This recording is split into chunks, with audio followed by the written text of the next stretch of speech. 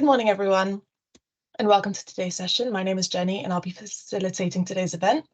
And today I'm joined by Daniel. And just before we get started, just want to go through some housekeeping. So we ask that you keep your cameras and your microphones off, and the event will be recorded. So if you miss anything out, there is an opportunity to refer back to the slides and the recording. We will be using Slido, so I'll share the QR code with you shortly. And there will be opportunities for a Q&A throughout the session. So if you have any questions, just pop it in Slido.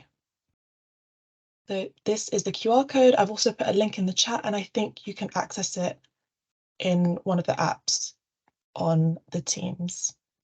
So I'll just let that stay there for a moment, and you can type in your name for the Slido.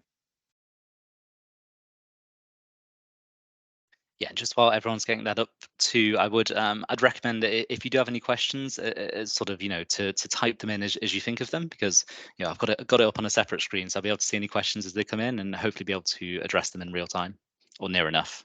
But if not, there'll be plenty of time at the end for an open Q&A as well. That's right. I think we'll get straight into it. So this is our agenda for today. It's jam-packed for the hour that we've got. Yeah, absolutely. I'll try and get through it as best as we can. So just sort of brief overview on the agenda. We're going to start by talking through the sort of market entry process, and we'll sort of dive into how the process looks for different party types or different applicant types, as well as touching base on a couple of the forms that you'll have to submit and some tips on how to ensure that you can sort of progress through as quickly as possible.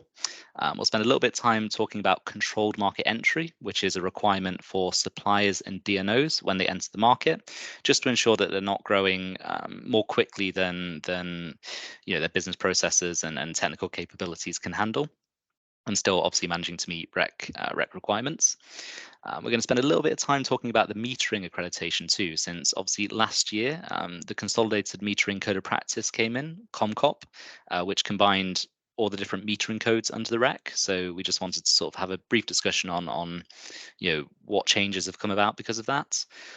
Then hopefully, if we have time, we'll also talk through maintenance of qualification, which is a requirement for all the REC parties and all non-party REC service users to complete every single year. And then finally, we could spend a whole hour talking about market-wide half-hourly settlement, but I'll try and limit it to a couple of minutes and just sort of pointing out where to find sort of best resources for that. And like I say, we've got a Q&A afterwards, and I know we put 15 minutes there, but I'm happy to sort of stay on as long as we need to. So yeah, I think we can jump straight in if that's okay, please, Jenny. Cool. Yeah, and let's go to, yep, perfect. So just as a brief overview of what the market entry process is, all applications as they come in. So if you're applying to become a REC party, or if you're applying to some of our sort of inquiry services, you'll raise that application through the REC portal. And if you're applying to become a REC party, such as a supplier, DNO, gas transporter, or MEM, then you'll also have to accede to the REC and become a REC party, which is basically signing some legal documentation. And then in terms of preparing for operating, in terms of the market entry process, we sort of split it out here into different roles. So I'm going to start by talking through the one on the left-hand side, which is the market entry process for energy suppliers, so gas suppliers, electricity suppliers, as well as DNOs. So like I say, you'll raise an application through the REC portal, and we'll send you a bunch of super fun information on all of the different sort of phases of the application process. And we'll also offer to put in a call with you to sort of discuss it in more detail. And on that call, we'll sort of agree an entry assessment plan, which is where we sort of talk through the different phases of the application and how it's applicable to your business and how you'll be able to sort of demonstrate what we need you to. So again, if we're looking on sort of the left-hand side here, so sort of split into different sections, the market entry process. So we've got the business solution assessment, which is essentially where we're going to be asking questions on how you're going to be delivering your service. So that will include, let's say, for instance, you're coming coming in as an electricity supplier, I mean, that has lots of different elements to it. There's half hourly, non-half hourly, domestic, non-domestic, all of which sort of have different rec obligations. So it's just about understanding how you want to operate your business. Any third parties that you might be working with in terms of maybe IT service providers or managed service providers or anything like that, and also understanding what people are going to be operating your processes and any sort of further details on your technical solution as well. So essentially the business solution assessment is just about us understanding your business and how you're going to ensure that your business is going to be able to meet your rec obligations. So after we've got that sort of context from the business solutions assessment, we move on to something called market scenario testing, which we've sort of called internal testing here. So essentially, market scenario testing is where we have a bunch of different storyboards or scenarios which you're going to be encountering on a day-to-day basis. So for instance, if you're a supplier, we've got scenarios around if someone wants to join have you as their supplier, or if someone wants to leave you as a supplier, got scenarios around if you're going to have to instruct a mem to perform metering work or installing new systems, or all of that. So we'll be looking at making sure that you can send relevant market messages, such as through the DTN and such as through CSS. And we'll also be looking not just at the technical side, but making sure that you have appropriate documentation and things like that in place so that your operatives will actually be able to perform these processes. So yeah, the market scenario testing essentially, like I say, will give you a bunch of different scenarios and ask you to demonstrate to us that you'll be able to meet all of those different situations that you'll be encountering. Then you'll sort of submit that evidence to us. We'll do a bit of a review. And then after that sort of internal market scenario testing, we've also got a couple of external testing phases there, which we call DTN external testing and CSS external testing. And that's just making sure that from a technical perspective, that your systems, for instance, will be able to connect with CSS, that a sort of end-to-end solution works, such as, if you've got a CSS interface provider, that all your messages are going to be able to be sent from, from the company for the CSS interface provider directly to the central switching service, and just checking that all those interfaces are working. You'll also see as well on that left-hand side, we've got something called the ISDP assessment. I'm afraid if you've not already interacted much with the Rect, you're going to have to realize that we love acronyms and initialisms. So ISDP stands for Information Security and Data Protection Assessment, and it kind of sort of does what it says on the tin. So we're just making sure that you have appropriate information security and data protection controls, policies, procedures in place to be able to meet any rec requirements and any risks that will come as part of accessing the rec services. Then finally, right on the left-hand side, there's a little green box there that says prerequisites. So in our REC Schedule 9, which is qualification and maintenance schedule, for each different applicant type, we highlight any prerequisites that you have in order to become qualified under the REC. So for instance, as an electricity supplier, you're going to need a license from Ofgem, hopefully. You're also going to need to be able to accede to other codes such as BSC and SEC. You're also going to need to sign up to other industry platforms such as the Energy Theft Tip-Off Service. So it's just about making sure that you sort of prepared and sort of set up in all these services. It's sort of on its own separate section because we realize that some of this will be done in parallel with the rec activities, such as, for instance, applying for a license. That might be done sort of towards the start of the rec market entry process, and then you'll complete the rest of it with us, and then hopefully by the time you get to the end, your license will be approved. So yeah, that's sort of just a bit of an overview on what the process looks like. And again, we'll touch a bit more on each of those different phases. If we just sort of look at that middle section there, so that's for gas transporters and for MEMS. And what we're trying to sort of pull out here is that, for instance, we understand that for different types of businesses, not all of these phases will be appropriate. For instance, as a MEM, a meter equipment manager, we're going to want to understand your business solution. So we're still going to do the business solution assessment. However, it might be that you're doing physical work and not sending flows, in which case, you don't need to do internal testing since you're not going to be sending DTN flows. It might be, for instance, that as a gas transporter, it's not a requirement to sign up to the gas inquiry service. Therefore, you might not need to do the information security and data protection assessment. So that's why we've just sort of pulled out those sort of roles separately, because you may have to do ISDP's internal testing, but you also may not have to, which is I think it goes to show as well that this is sort of individualized process, which is why we try and meet with we do meet with every applicant just to make sure that you're going through an appropriate process and we're not creating more work for anyone. And I think finally, I just want to highlight as well for non-party rec service users. So those are for instance, a third-party intermediary who wants to work directly between suppliers and consumers, or it could also be MAPs who are obviously participants in the electricity market but on rec parties. They might want access to some of the rec services, such as the electricity inquiry service, in which case, again, we'll just do an appropriate amount of testing, such as the information security and data protection assessments. So yeah, I think that's an overview on all of the different roles and the sort of application journey. So we possibly move on to the next slide, please, Jenny. We're just going to talk about how you're actually going to interact with us. Like I say, we're going to have that initial meeting to discuss your market entry journey. You'll be able to submit any sort of questions to us, via email, or we can also, hop on another call and sort of talk for any questions you might have. In terms of how you're going to submit information to us, we have something called the REC portal. So within the REC portal, lots of different things you can access, including REC schedules, REC documentation, important links. But with regards to your application, what you'll be able to do is go to, on the left-hand side where it says party operations, you'll be able to sort of go to your performance assurance section. If we please move on to the next slide. You'll be able to submit any files to us in the Your Files section.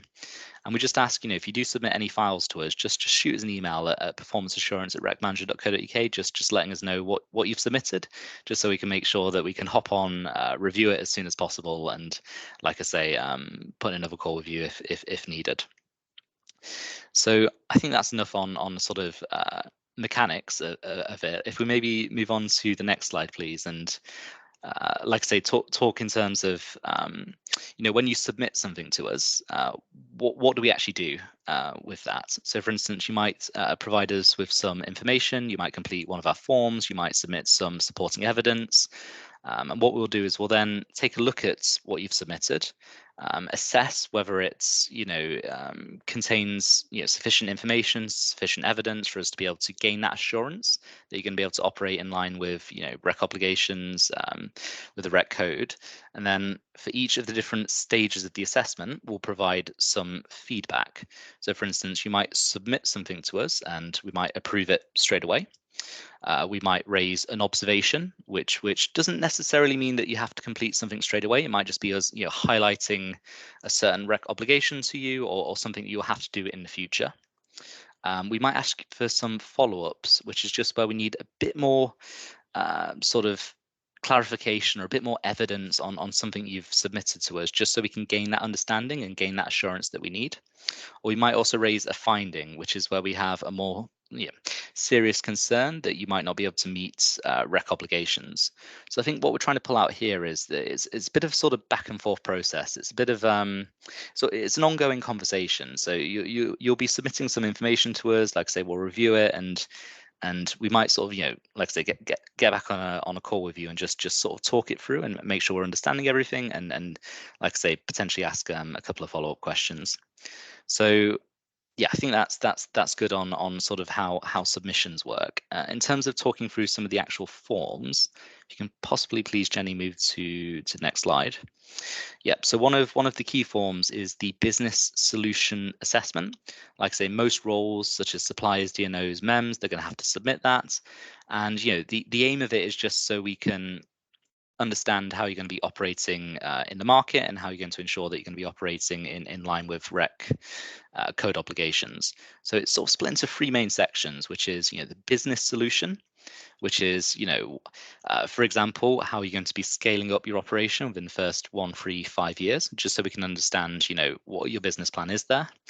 Ask questions around your technical solutions, such as, system architecture, who you're going to be working with, and as it says here, how you're going to ensure that in your technical solution that you're going to be embedding rec obligations to ensure that you're going to be able to meet those on an ongoing basis and monitor that you're meeting them. And then also we have a sort of section called the configuration solution, which is essentially getting ready to operate. So, in this case, how have you developed and implemented your test strategy to demonstrate that you're able to operate the service? How are you going to be training your employees to make sure they can operate the service? Questions around that.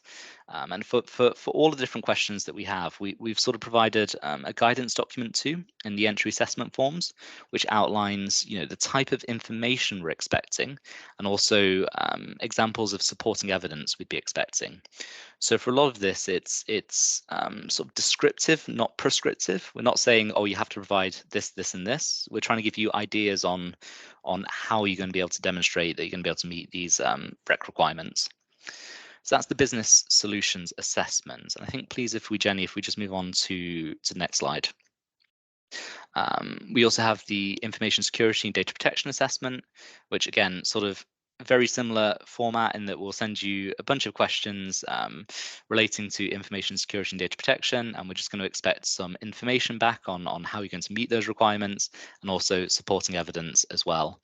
An exciting new change, which we just sort of published a couple of weeks ago, we've split the ISDP into 2 sections now. So the first one is something that all applicants are going to be filling in. So that's the sort of more general ISDP questions on, how you're going to be identifying key risks and making sure that you're implementing policies and controls to meet those risks.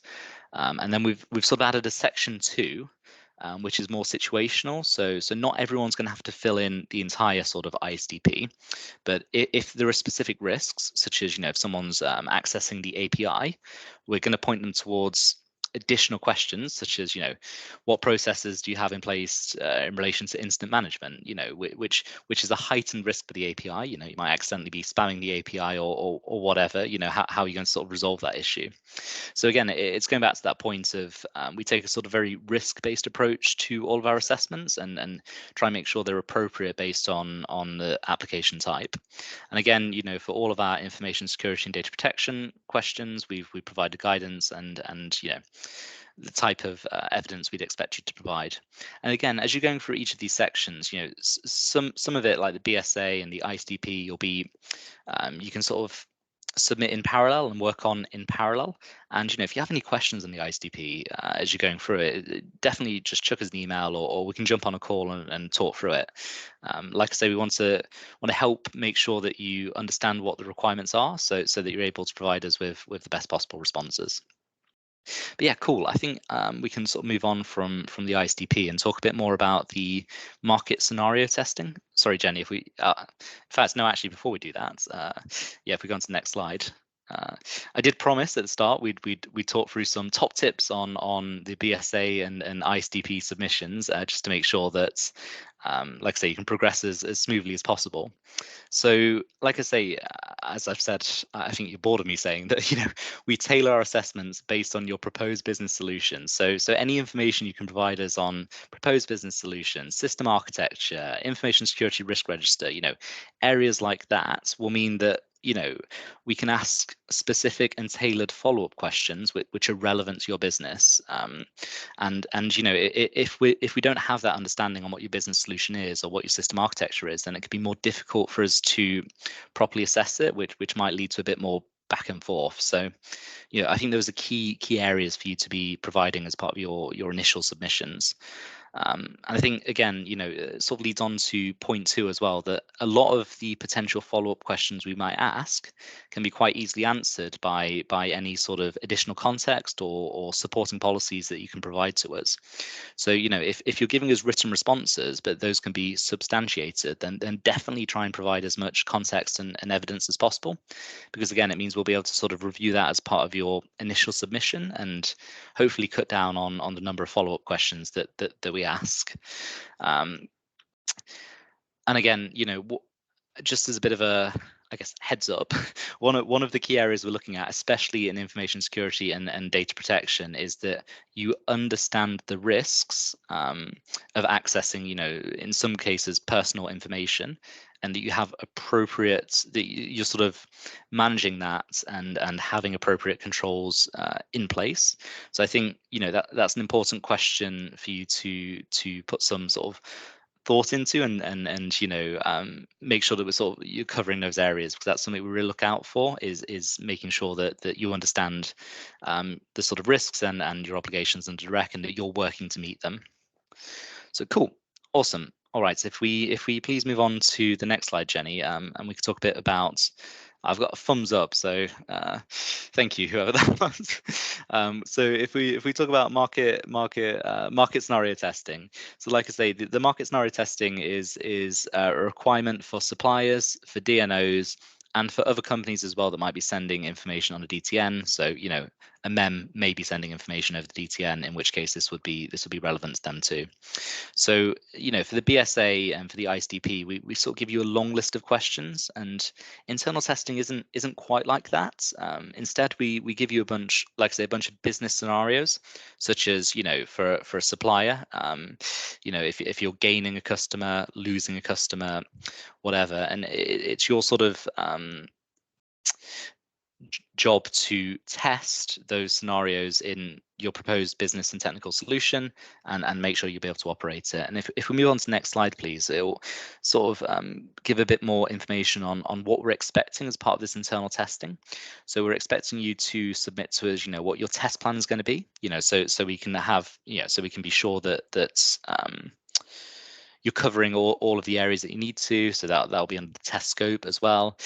Your test approach, such as, if you're going to be you're going to have to be sending data over the DTN, so a copy of the data you're going to be using.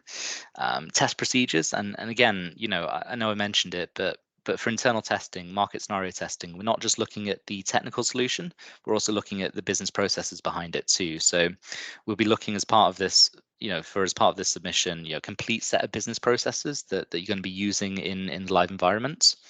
And then obviously after the testing's been completed, we're going to want to see the test results.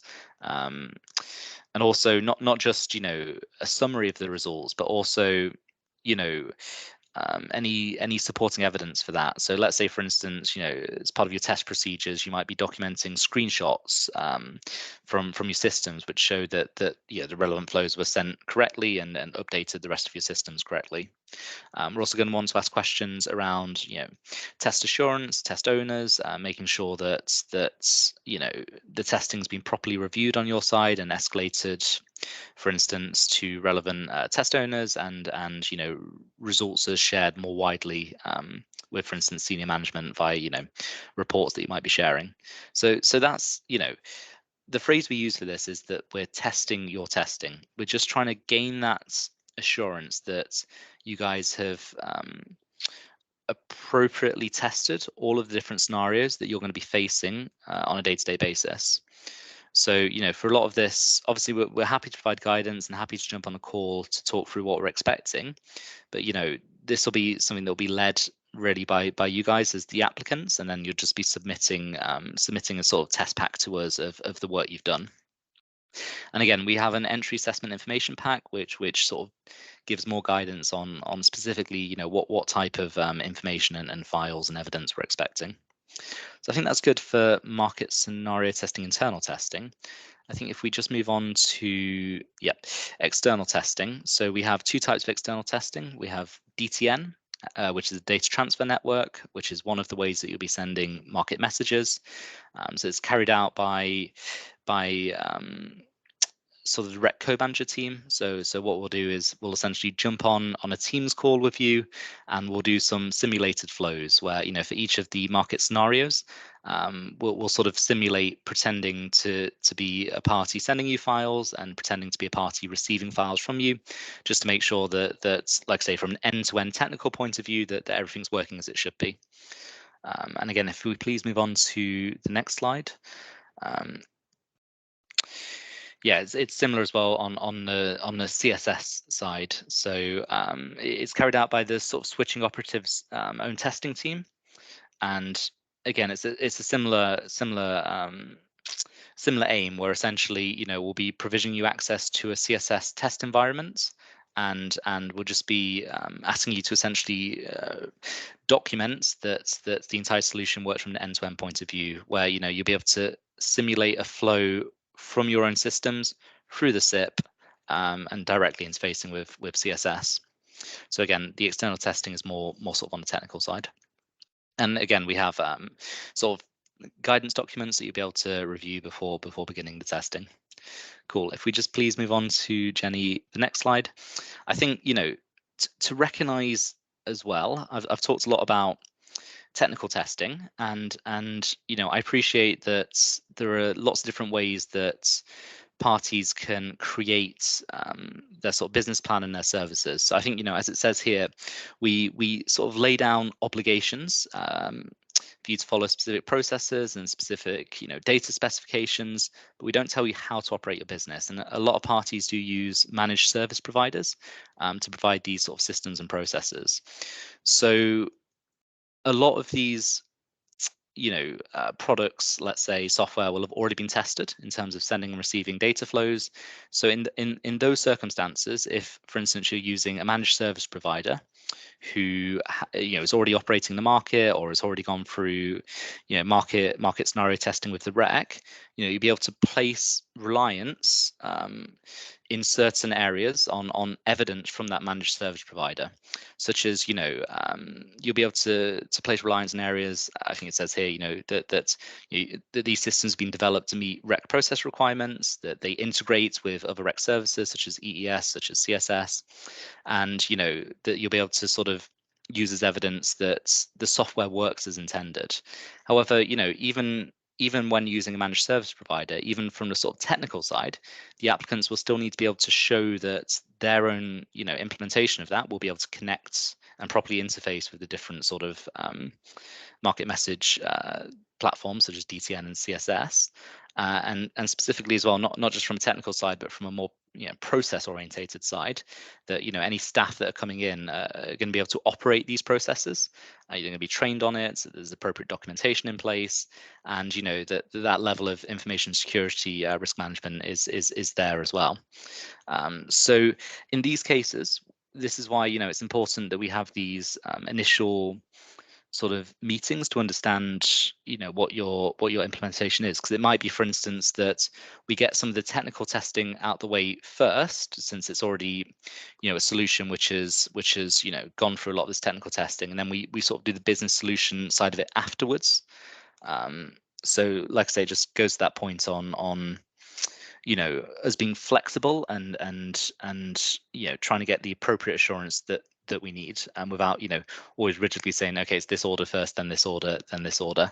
And it's one of those, like I say, ultimately we still need to get that assurance that each party is going to be able to meet their rec obligations. The onus is still going to be on the individual party, but you will be able to place reliance in some cases on some of the technical side of it.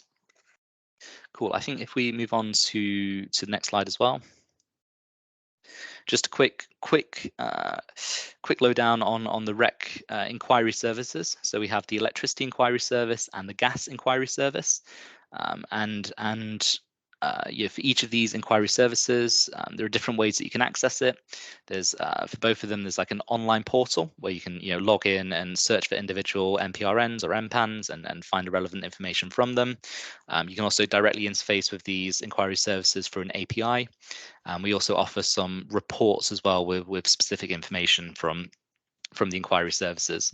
So we have a data access matrix for both electricity and gas, which outlines, for each different party type. You can see on the example here, a supplier has access to certain number of data items. And for instance, there might be sort of category conditions on that. So you can see there's retail energy location data there, and if you go into the DAM, it'll sort of provide more details that information can only be used for the purposes of switching and things like that. So as part of the initial conversations we have with you, we'll sort of just understand what information you need from the inquiry services. Like I say, we usually provision access. Well, we do provision access based on this DAM. However, if you need access, outside of this dam, then we'd look to sort of progress that separately as, some type of change request, and sort of impact assess what the impact would be on you having those additional data items, and whether it's something that you should have or shouldn't have. But yeah, I think that's everything.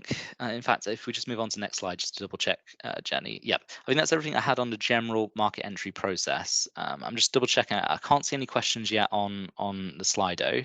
I'll just give you sort of a quick minute in case anyone wants to type anything. So I appreciate we just went over quite a lot there in terms of the general market entry process, and I skipped over, well, not skipped over, but obviously tried to give an overview on interactions with, let's say, a managed service provider. But if you have any specific questions, obviously I'm happy to answer that.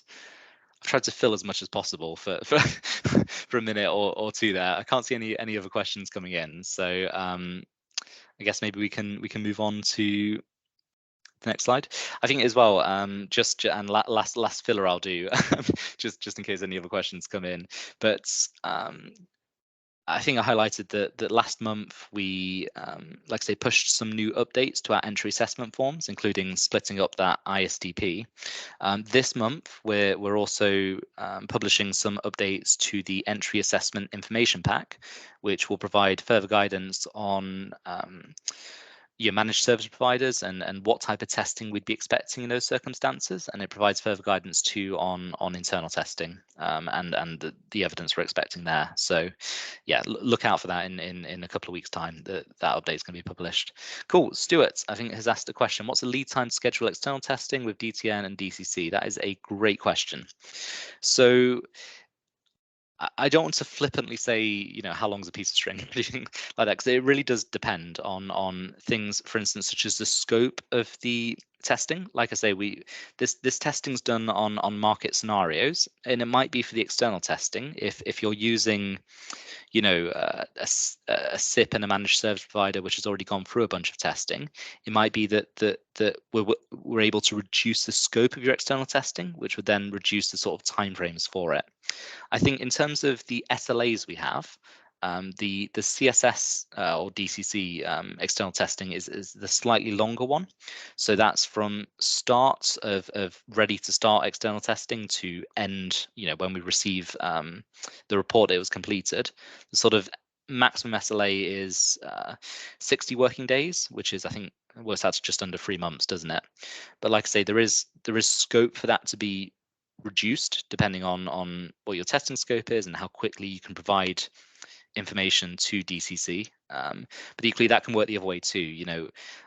It's not an absolute promise that okay, as soon as you complete internal testing, that everything else will be done after 3 months, because it might be, for instance, that you're not in a position to be requesting certificates, or you're not in a position to actually complete the external testing yourself, in which case obviously those timeframes might move on. So it's a bit of a non-committal answer, but basically usually we can schedule the DTN testing within sort of couple of weeks of finishing internal testing, and the CSS one, we're probably talking more a month. But since we'll be having regular catch-ups with you during internal testing, we'll be able to forecast when you're going to be finishing those, and making sure that the relevant test environments for DTN and CSS are going to be set up ready for you to jump straight onto them after. So I feel bad because that was the yeah, no worries, Stuart. I was about to say that was the first question. I didn't really actually give you a good answer, or a concrete answer. Cool, awesome. All right, if we possibly move on, please, Jenny, to controlled market entry. And again, this is relevant specifically to suppliers and to DNOs. So again, Jenny, if we could possibly move on to the next slide, please. So just to give a bit of context, so controlled market entry is, as it says here, designed to reduce the risk to consumers and the market arrangements relating to performance of new entrants. So essentially what controlled market entry is a way of us placing, I don't want to say limits, but let's say, speed bumps on how quickly, new entrants can grow in the market. And I think that was actually not brilliantly phrased, since we're not trying to limit your growth, but what we're trying to do is ensure that, you're not going to turn around and register 1 million meter points in your first month, and that you have a sort of sustainable growth plan. So like I say, in terms of the considerations we have for any CME conditions, controlled market entry conditions that we might place, we'll be considering, what your business plan is. That's why we ask questions at the start on your 1 year, 3 year, 5 year growth plans. We'll consider any relevant sort of operational experience that you already have in the market, or that you might have in other roles, or that your sort of senior staff might have in other businesses.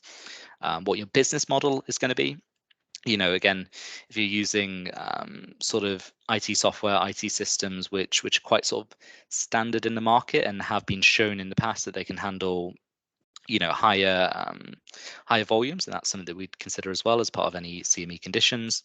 And also, market roles as well, such as, for instance, on a domestic side, it might be that's we place a sort of lower limit on how many registrations you can have compared to non-domestic, just because there are more specific requirements on domestic side.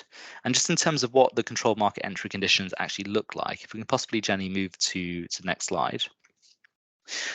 So usually, sort of place a cap on the sort of maximum registrations, and how many sort of registrations you can have per month as well. So we'll also outline some criteria to initiate CMA exits. So for instance, we might say, okay, after you've registered 1,000 meter points and we can see that you've sort of performed well, you've got good performance against your sort of key risk drivers under the rec, we can see that you've been operating in line with rec requirements, then we'll sort of exit you from CME and sort of stop the additional monitoring. We'll also sort of usually in these CME conditions ask you, for instance, to notify us when you're going to be beginning operations and when you're going to be registering your first meter points. And we don't put a specific time frame of saying, okay, you're going to be in CME for X period of time. I think we'd usually set a minimum of about 6 months, because like I say, we want to be able to monitor your performance, make sure you be able to meet rec obligations, and then, like I say, we'll sort of remove the CME conditions after that.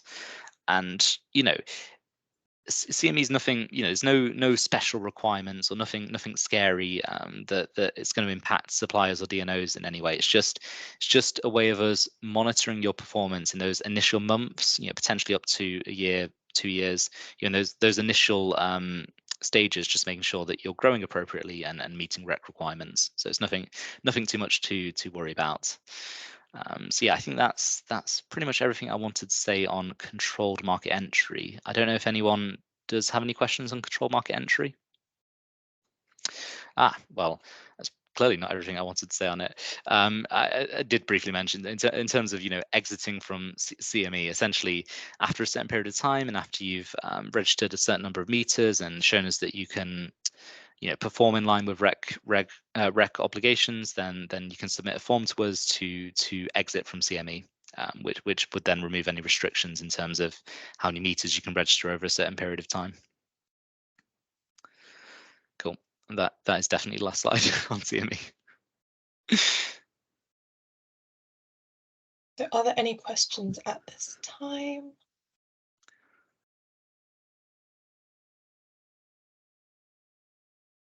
I think we might be good to go for now. You can type it in the meantime as we move on, and we can answer it in the next portion. Definitely. How are we doing for time as well? I think I'm about 5 minutes behind, aren't I? So I'll talk super quick for the next section. Cool. Metering accreditation. Yeah. So if we move on to the next slide, please. So we've just introduced ComCop, which is it was April last year, but Consolidated Metering Code of Practice, ComCop. So it's an amalgamation of the previous accreditations under DIREC, which was MCOP for gas, MOCOP for electricity, ASPCOP for automated meter reading service providers, or AMRs, and also what was the smart metering installation schedule, schedule 16, which has now been the requirements for that have now been added to ComCop. So and SMIS, smart metering installations, that's requirements that are placed on suppliers, just ensuring that it's a sort of carryover from the smart metering program days. So just ensuring that suppliers are meeting their obligations in regards to that. I think, in terms of the majority of applications we receive to the REC, it's for gas mem or electricity mem. So if we please move on to the next slide, Jenny. So this sort of talks through the key process for gas mems, gas MIs, and electricity mems, which is you'll submit to us that business solutions assessment, which I talked about earlier. And again, we'll sort of do if required, if you're going to be sending flows over to DTN, you'll be doing internal testing. If you want to access the inquiry services, you'll be doing the information security and data protection assessments. But otherwise, after the business solutions assessment, after we've reviewed it and made sure that you've got appropriate business plans in place and appropriate documentation and things like that, it will then move on to the scheme auditors who will perform a desktop audit. So that's where they'll be reviewing all of your policies, procedures, work instructions, things like that, making sure that you're going to be able to meet the ComCop requirements. And after if you successfully pass the desktop audit, you'll be given a 1-year provisional certificate in order to operate as a MEM under the REC. After 1 year, you'll then have a follow-up audit, which will be both a desktop and a site audit, just to ensure that you're continuing to meet REC obligations. And after that, it will be both a desktop and a site audit every 2 years. So essentially, initially you'll have a desktop audit. After 1 year, you'll have a desktop and a site audit, and then every 2 years after that, it'll be a desktop and a site audit. So if we can please move on to the next slide, just to give a bit more flavor in terms of the business solutions assessment, which MEMS will have to undertake. It's just to give an idea of the types of questions we ask for. So, making sure that you have appropriate health and safety procedures in place, that you have policies and documentation in place to be able to train your operatives. Obviously, care about as well local work instructions for, if you're going to be installing meters, then we're going to want to ensure that you have policies in place, step-by-step processes, so that your operatives know how to actually, complete those processes. So those are the types of areas that we look for in the BSA. So I think if we move on, please. There's also the automated meter reading service provider, ASP. ASP previously was known as ASPCOP. So for this one, this is specifically referring to the gas AMRs, not the electricity AMRs. And there's a non-mandatory, or as it says here, voluntary code of practice, which you can sign up to. So if you want to sign up to become an accredited ASP under the REC, then you'll raise an application through the REC portal. We'll just ensure that you're an appropriate company to be an ASP. Then you'll move straight onto the scheme audit, just to make sure that which is again a sort of desktop audit, just to make sure that you'll be able to fulfill all of the obligations of an ASP as an AMR. And then again, it will fall into that. Every 2 years thereafter, you'll have a sort of follow-up audit just to make sure that you're continuing to meet those obligations. So cool. I think that's all we have to say on ASPs. And like I say, the final one here, we've got the smart meter installation, the SMEs. So this is for what was suppliers. Well, it still is suppliers, but what was the smart meter installation schedule? It just outlines, for instance, when engaging with consumers, certain activities they have to do, such as offering, in-home displays and having, their operatives help talk through the installation and providing appropriate guidance, documentation, and things like that. So it's not a specific accreditation that you have to apply for. It's just part of your obligations as a supplier. I think if we move on to the next slide as well. Yeah, in terms of the audits, like I say, for the electricity MEMS, gas MEMS, and the ASPs, essentially it'll be a biannual audit. Before the audit, you'll pay the audit fee. Auditors will perform the work and then provide you with an outcome, which will be either that you've passed the audit or that you have certain remediating actions you need to complete before the audit is passed. For SMEs, or for SMEs, it's slightly different in that there's no periodic audits. However, once a supplier reaches 10,000 customers, or if they install more than 1,500 smart meters, then they have to inform us that they've done that, and will then schedule an audit, a one-off audit, just to make sure that they're meeting their smart meter installation requirements. And then, like I say, there's no periodic audits after that, but you just have to continue to follow the obligations. Cool. Got a question come in on ASPs. So we mentioned qualification for ASP AMR. What readings get covered in this, and where can rec parties find more information?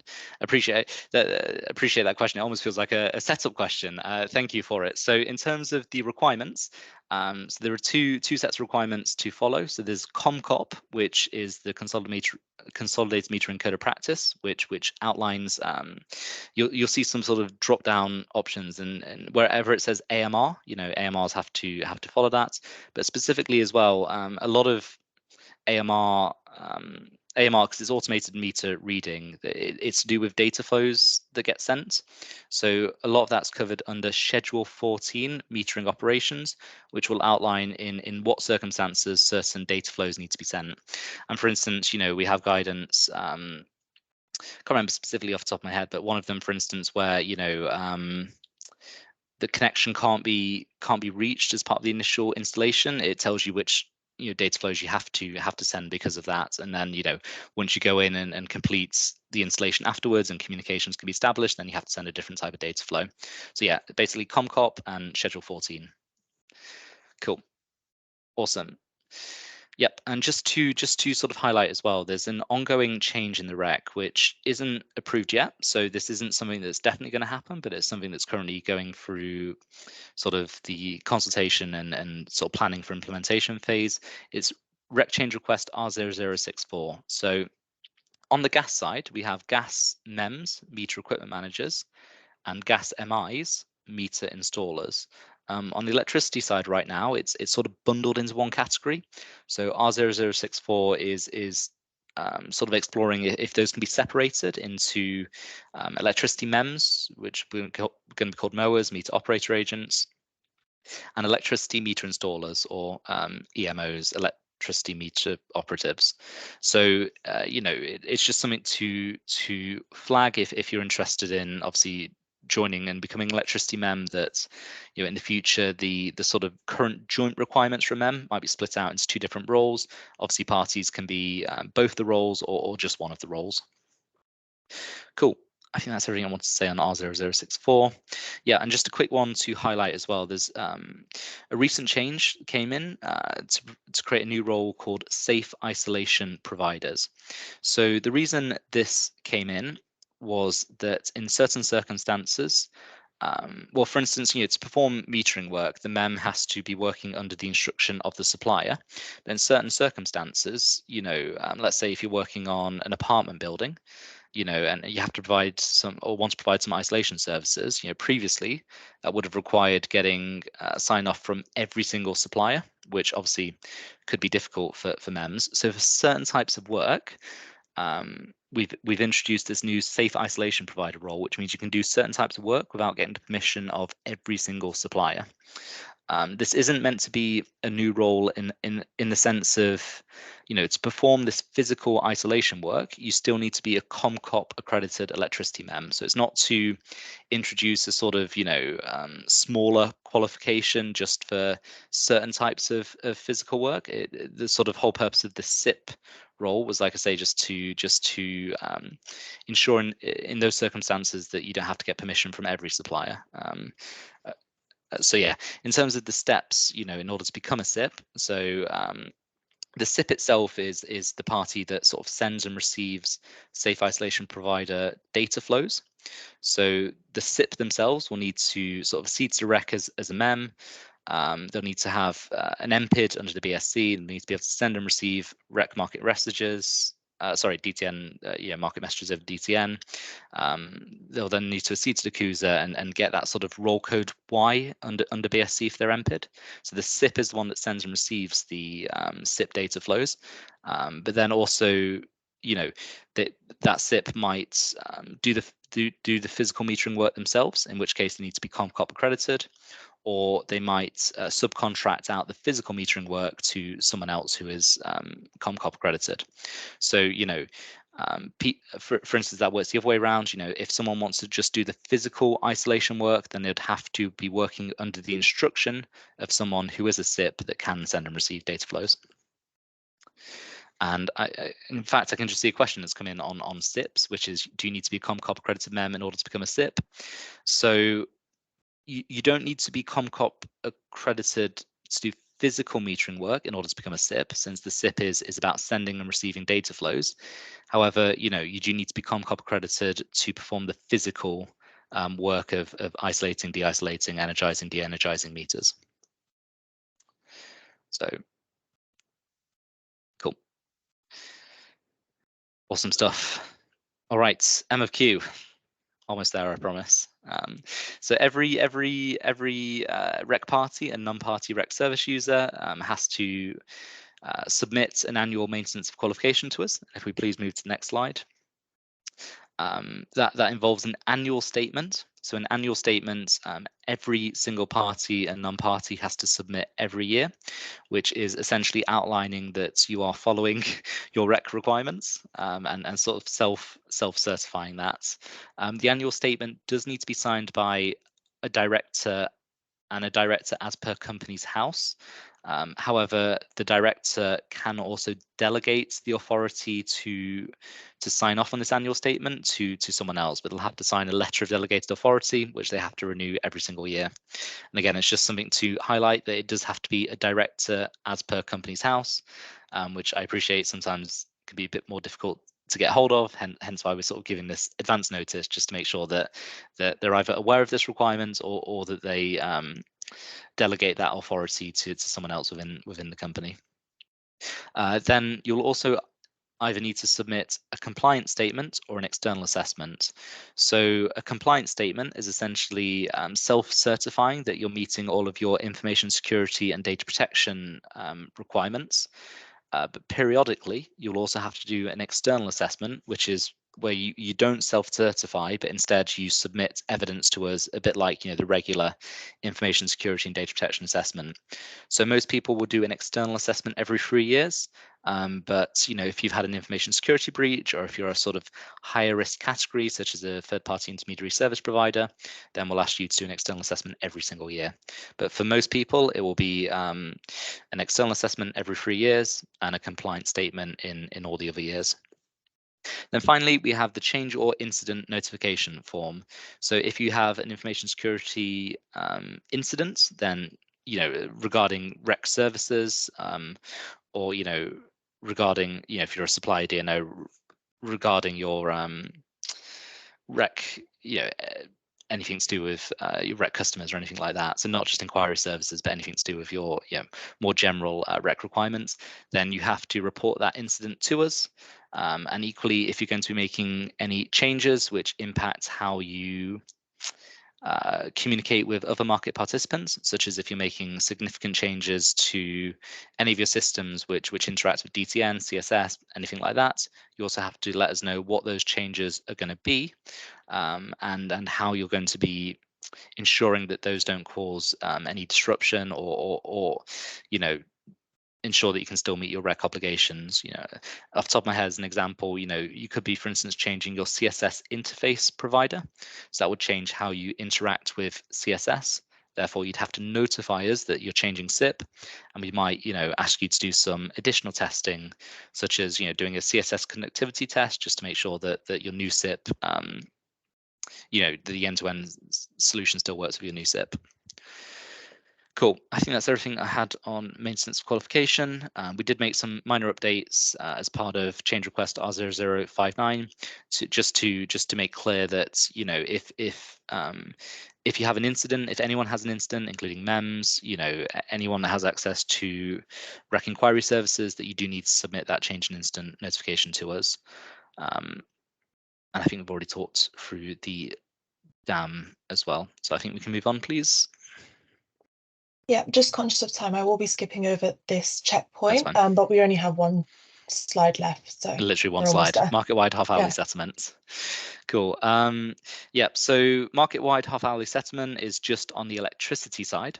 So anyone that is currently a qualified electricity party, such as a supplier, DNO, MEM, will be required to go through an MHS sort of requalification, maybe not the right phrase, but it's essentially what it is. And as part of that, you'll have to complete a qualification assessment document, which is going to essentially have all the different MHS requirements, which you're on the rec side that we care about, and you essentially need to provide us evidence that you've appropriately tested for these changes. There's there's pit testing, and there's also sit testing or QT testing that you might be doing it in.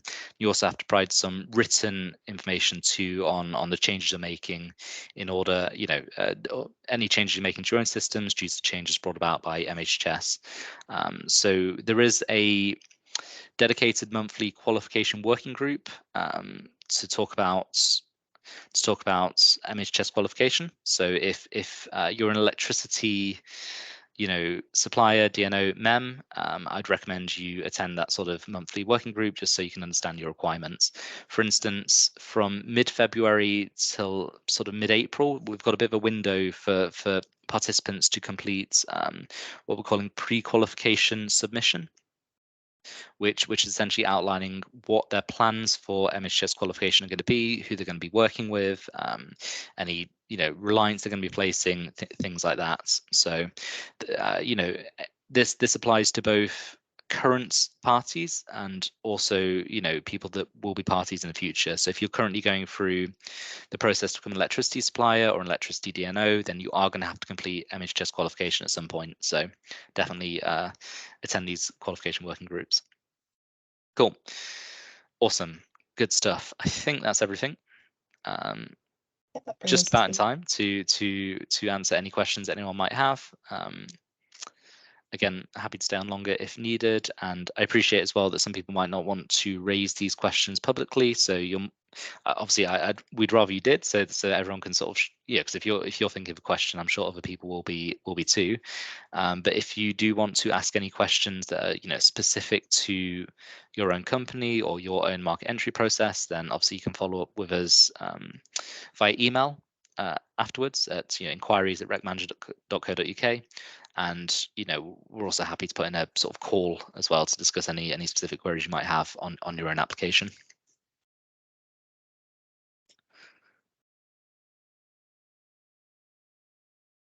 I think we can take silence as golden for now, since there was some filler there and there are still no questions. So I think thank you everyone for attending today's session. We hope this was helpful for you.